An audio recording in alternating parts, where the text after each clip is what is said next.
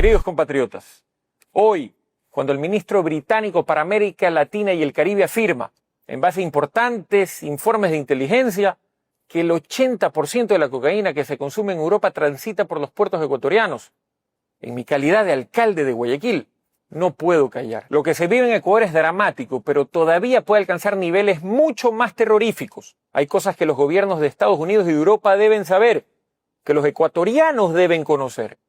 No solo sale cocaína, llegan precursores de fentanilo en igual proporción al país, lo que terminará provocando que ciudades enteras se conviertan en escenarios de zombies en el arco de muy poco tiempo. Quintales de drogas se encontraron en la hacienda de una familia poderosa con protección al más alto nivel. Esos tóxicos no se incineraron, simplemente desaparecieron. Hubo un operativo y se produjeron capturas. Todo está en el expediente. Todos los presos fueron liberados y aún cuando la policía le pidió a un registrador de la propiedad que certifique quiénes son los propietarios del inmueble, la única respuesta fue el irrespeto a los investigadores. El silencio es cómplice con la mafia. Las alianzas de la narcopolítica se entrelazan con el terrorismo. Llegaron al extremo de intentar convertir a Guayaquil en Damasco. Pusieron bombas en sectores de alto tránsito ciudadano. Llegaron a provocar la pérdida de vidas de gente inocente. Solo pararon cuando valientemente se denunciaron potenciales vínculos de la mafia con altas esferas. Sobre esto tampoco se ha avanzado con ninguna investigación seria.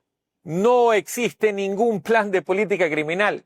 No existe protocolo elemental de actuación en casos en los que el crimen organizado ha permeado casi todas las instituciones del Estado.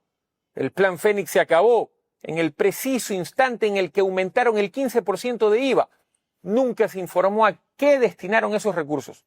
Nos brindaron desfiles faraónicos, tanquetas y alardes. Al final, como lo habíamos advertido, la pobreza y el terror se dispararon. Se caen todas las caretas cuando dicho eslogan nació a partir de un ataque terrorista a TC Televisión, un medio de propaganda gubernamental. Pero curiosamente el mismo régimen no se presentó a las audiencias en España para evitar que el principal sospechoso quede en libertad. Asimismo, la Asamblea Nacional bloqueó la fiscalización sobre este tema. Todos los asambleístas de ADN es el mismo medio público que se dedicó sin pudor alguno a decir que las señas amenazantes de un mafioso serbio defendido por la cónyuge del actual presidente de la Judicatura contra un juez antimafia, quien tuvo que renunciar, no eran tales. El presidente de la República públicamente dijo que no podía garantizar que la mafia no lo asesine al juez. El juez, antes, hizo públicos audios en los que era presionado por la mano derecha del mismo titular de la Judicatura para que libere al criminal serbio. Pedido en extradición por Austria. Si el Plan Fénix nació para combatir el narcoterrorismo, pero no avanza ninguna investigación en casos como Cachorro, Blastio, Porsche, entonces todo es una gran farsa.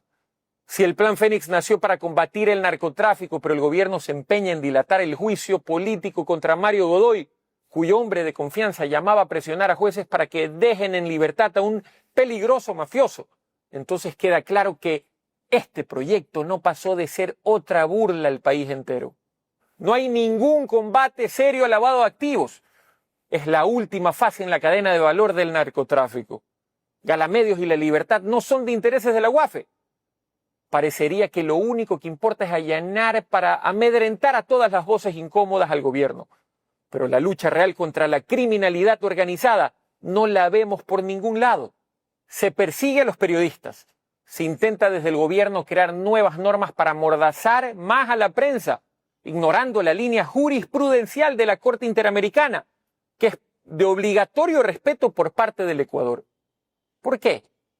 Porque no quieren que se investigue, no toleran que se sigan haciendo públicos actos de corrupción que no pueden tapar más. No pueden tapar más, como el de Progen, como el de Austria Technical Management o el de Helfer. Duele saber que tenemos ciudades en las que la tasa de criminalidad supera los 335 asesinatos por cada 100.000 habitantes. Duele saber que nos han convertido en una sociedad medieval. La salud de la ciudadanía no le interesa al gobierno. Fruto de su irresponsabilidad y nula gestión del conflicto social, se desató el contagio de tuberculosis en una cárcel y hoy Guayaquil corre el riesgo de que esta enfermedad se propague. Ya hay un caos en el hospital de infectología donde ni siquiera existen tanques de oxígeno para los casos que se multiplican. Y también hay alertas de contagios de lepra. Hemos llegado al extremo de tener filtraciones alarmantes de aguas servidas en el área de endoscopía del Hospital Abel Gilbert Pontón, una zona crítica que no puede estar contaminada de ningún modo. Nuestros médicos, enfermeros, personal sanitario no tienen insumos básicos ni para suturar una herida leve. Hay déficit en personal, no se invierten en medicinas, no permiten importar insulina, no invierten en equipos, menos en infraestructura y sin embargo, el relato estatal nos quiere hacer creer que los responsables son los pocos trabajadores que tenemos, que laboran en un clima de guerra, con sueldos de hambre y en condiciones deplorables. Con relación a policías y militares, los reportes de bajas entre sus filas son reiterados. Se los envía a territorios controlados por el crimen organizado, sin siquiera tener chalecos adecuados para precautelar sus vidas. Todo es un chiste para el poder, todo es dolor para los más débiles. Desde su primera campaña, el presidente Noboa prometió acabar con la crisis energética en el país. No construyó hasta hoy 1 centímetro de línea eléctrica. No hay inversión en el parque termoeléctrico nacional. Lo que sí tenemos son saqueos monumentales de fondos públicos sin ningún funcionario preso por actos que constituyen robarle al país entero. ¿Quiénes pagan las consecuencias de esto? Ustedes, sus hijos. Con excusas, con propaganda, con gritos. Nadie revive a sus muertos. En el 2025, más allá de las promesas vacías y cínicas, nos convertimos en el ejemplo a no seguir por el resto de sociedades. Las violencias desbordadas, más de 10.000 asesinatos, se triplicaron los abusos sexuales y el consumo de estupefacientes y drogas de diseño en nuestros jóvenes.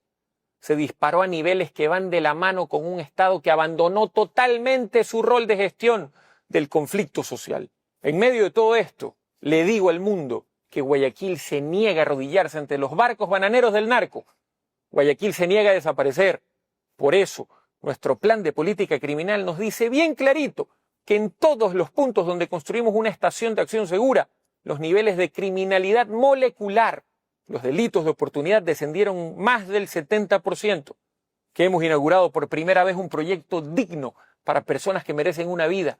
Abrimos por primera vez la unidad de víctimas especiales y, entre otras cosas, se logró que la Corte Constitucional anule un fallo que beneficiaba a los violadores en manada de una joven. Defendemos diariamente y de modo gratuito e integral a decenas de seres humanos afectados por violencias inenarrables. Invertimos en la recuperación del espacio público, en escuelas deportivas, en programas para personas con discapacidad. Y eso me ha convertido en el principal objetivo de un gobierno fracasado, que incita al miedo y al egoísmo. Quiero decirle al país y a los pueblos hermanos que hoy ven cómo sus niños y jóvenes se intoxican y destruyen sus vidas con droga que sale desde barcos bananeros ecuatorianos, que tenemos un poder judicial corroído hasta el fondo por el virus de la mafia, que ese mismo poder judicial cayó, por supuesto, en la gravísima denuncia por el caso Petronovoa. No es cierto que los denunciantes no se presentaron a reconocer sus firmas, lo hicieron, pero luego recibieron amenazas, presiones criminales y la Fiscalía, pese a la contundencia de los indicios recabados, miró para otro lado. Como alcalde de Guayaquil, con una gestión menor a 3 años, me siento contento porque jamás les he fallado, porque he sido siempre leal a mi palabra, porque no paramos de trabajar por la gente que realmente sufre las consecuencias de un gobierno sin otra brújula que no sea el odio, la mentira y la ambición a desmedidas. Este fin de semana volveré a estar en Quito en una audiencia por un caso circense, en el que lo único que hace el gobierno del señor Noboa es atacarme con tristes y penosos alaridos, con cientos de personajes anónimos pagados con fondos públicos, en un linchamiento mediático burdo promovido desde el mismísimo Estado por un supuesto delito que en una sociedad mínimamente justa debería tener a su hermano en el banquillo de los acusados y de ninguna manera a alguien a quien él, en sus delirios, ve como una amenaza a su desastroso régimen. Yo soy culpable de creer en lo que creo. Sostengo que el país necesita un plan de política sanitaria, un plan de política ambiental. Necesitamos invertir en profesores y médicos, en arte y cultura, en bienestar animal, en parques y teatro, en espacios para el deporte, en generación de nuevos conocimientos, en agricultura, en tecnologías, en agencias especializadas en combate al crimen organizado, en periodistas que puedan investigar y opinar con la garantía que no serán asesinados ni encarcelados, en un país en el que los niños puedan convertirse en adultos sanos y no en futuros presos con tuberculosis. Iré a una audiencia porque para el gobierno de Daniel Noboa soy culpable de ser una amenaza para su reino del terror, para su patética gestión. El país necesita urgentemente unidad. Es el momento de que la ciudadanía reflexione sobre si perseguirme por hacer obras que el gobierno no hace va a cambiar la inseguridad y los secuestros, el desempleo o la crisis hospitalaria. Yo no puedo rendirme, soy hijo de una ciudad que nunca le tuvo miedo a piratas ni a degenerados de baja ralea.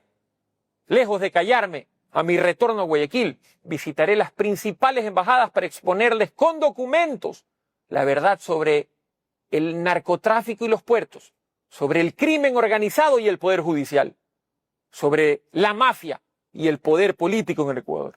No, señor Noboa, aquí nadie se va a poner de rodillas ante usted. Es obvio que usted no sabe lo que está ocurriendo en el país porque no vive en el Ecuador, pero los niveles de repudio a su gestión crecen día a día. El análisis de los comités barriales, sindicales, estudiantiles, feministas, ambientalistas a sus promesas incumplidas se intensifica. Yo no puedo callarme porque Guayaquil me eligió para defenderla, para ser valiente, y voy a morir de viejo, siendo digno hijo de un pueblo que no conoce la palabra rendirse. Sigamos resistiendo. Esta nube de tragedias y este gobierno patético no serán eternos. Suscríbete ya. Hechos Ecuador. Suscríbete ya. Hechos Ecuador, la verdad está ahí. No te pierdas nada. Cada día algo nuevo. Conéctate al canal y mantente informado. Siempre estamos aquí para darte lo mejor. Hechos Ecuador, claro, la verdad sin temor. Hechos Ecuador.